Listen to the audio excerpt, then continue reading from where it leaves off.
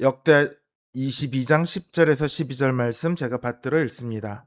아하시아의 어머니 아달랴가 자기의 아들이 죽은 것을 보고 일어나 유다 집의 왕국의 씨를 모두 진멸하였으나 왕의 딸 여호사부아시 아하시아의 아들 요아스를 왕자들이 죽임을 당하는 중에서 몰래 빼내어 그와 그의 유모를 침실에 숨겨 아달랴를 피하게 하였으므로 아달랴가 그를 죽이지 못하였더라. 여호사브앗은 여호람 왕의 딸이요 아하시아의 누이요 제사장 여호야다의 아내더라.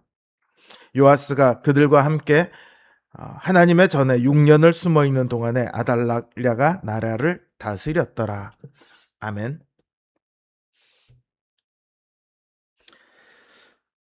여호람의 아들 아하시아가 아합의 집을 따르다가 예후의 손에 죽습니다. 그러자 아들을 잃은 아달랴가 왕실 가문의 씨까지 다 없애버리려고 무자비하게 학살합니다. 사실 그 아들이 죽은 가장 큰 책임은 아달랴 자신에게 있음에도 불구하고 다른 사람들을 죽입니다. 그런데 여호람이 그 형제들을 다 죽였잖아요. 그때는 씨라는 단어를 쓰지 않았습니다. 그런데 오늘 본문은 아달랴가 다윗 가문의 사람들을 죽일 때 다윗 왕국의 씨라고 이 씨라는 단어를 쓰고 있습니다. 똑같이 사람을 죽였는데 말이죠. 이 차이는 언약과 관계되어 있습니다. 하나님께서는 다윗에게 씨에 대해서 약속을 하셨습니다. 다윗의 혈통이 계속해서 존속할 것이다 약속하셨죠. 여호람이 그 형제를 다 죽입니다. 그렇더라도 다윗의 혈통은 여전히 존속할 수 있습니다. 왜냐하면 여호람 자신이 남아 있으니까요. 여호람도 다윗의 혈통이거든요. 그런데 아달랴가 이제 모든 사람을 다 죽인다면 다윗의 혈통이 끊어지게 됩니다. 다윗 가문의 씨가 더 이상 존재할 수 없게 되고 하나님께서 맺으신 언약은 사라지게 되겠죠. 물론 아달랴가 이 언약을 생각하고 이 언약을 내가 부숴야지 그러고 모든 다윗 가문의 사람들을 죽이지는 않았을 거예요. 아마도 성향상 자신이 남유다의 여왕이 되고 싶어서 남아있는 그 다른 사람들을 다 죽였을 거예요. 하지만 결과적으로 아달랴는 다윗 가문과 맺은 하나님의 언약을 깨려고 한 것입니다. 이런 의미에서 아달랴의 행동은요, 사단이 원하는 것과 정확하게 일치합니다. 사단은 언제나 하나님의 언약을 대적합니다. 오늘날에도 사단은 우리 신자들이 언약을 저버리도록 끊임없이 수많은 괴계를 동원해서 우리를 흔들곤 합니다. 그러나 이러한 사단의 어떠한 노력도요, 하나님의 언약을 깰 수 없습니다. 하나님께서는 그 언약에 너무도 신실하시거든요. 아달랴의 무시무시한 시도에도 불구하고 다윗의 혈통은 끊어지지 않았습니다. 아하시아의 누이인 여호사부앗이 어린 조카 요아스를 몰래 빼내서 유모와 함께 침실에 숨깁니다. 그리고 여호사부앗은 자신의 남편인 제사장 여호야다의 도움을 얻어서 성전에 요아스를 숨겨요. 아하시아는 예후로부터 숨기 위해 애를 썼지만 발각돼서 죽었거든요. 그런데 요아스는 자그마치 6년 동안이나 아달랴와 같은 예루살렘 안에 있으면서도 들키지 않았습니다.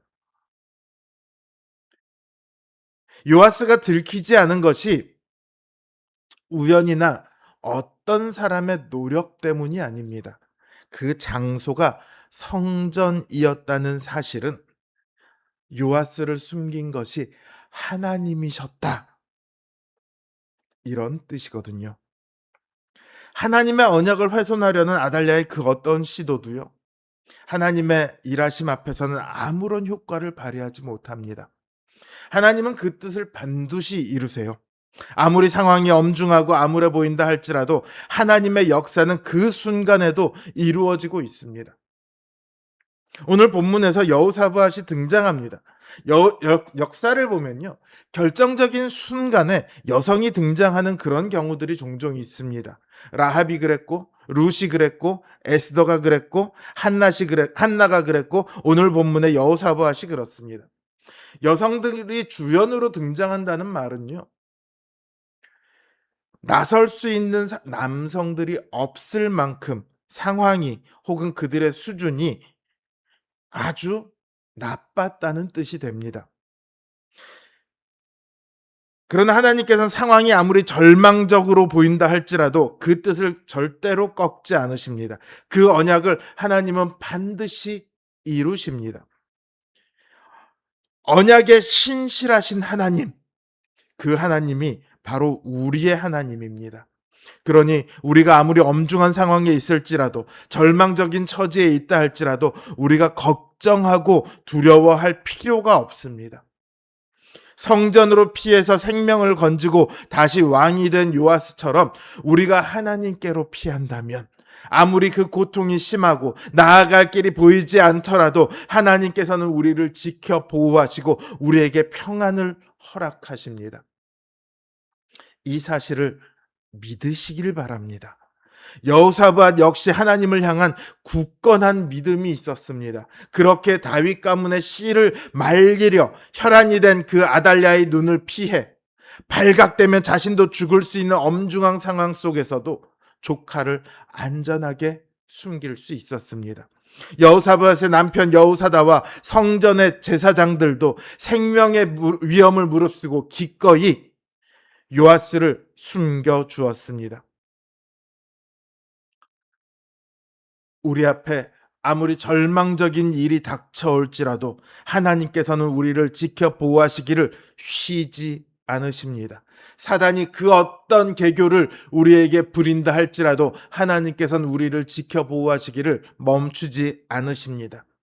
그러니까 그보다 좀 덜한 우리가 일상에서 만나는 수많은 어려움들쯤이야 뭐가 문제가 되겠습니까? 우리의 생명이 지금 바로 간당간당한 그 백척간돼 있다 할지라도 하나님께서는 우리를 포기하지 않으신다고요. 우리를 지키시고 우리를 보호하신다고요. 그러니까 그 하나님을 믿으시고 그 믿음으로 나아가면 우리는 지금 우리가 할 수 있는 일들을 넘어서는, 그야말로 기적과 같은 일들을 보게 될 것이고 기적과 같은 일들을 할 수 있게 될 것입니다. 하나님의 신실하심은요, 우리가 믿음의 발걸음을 걸을 때 가장 확연하게 드러납니다.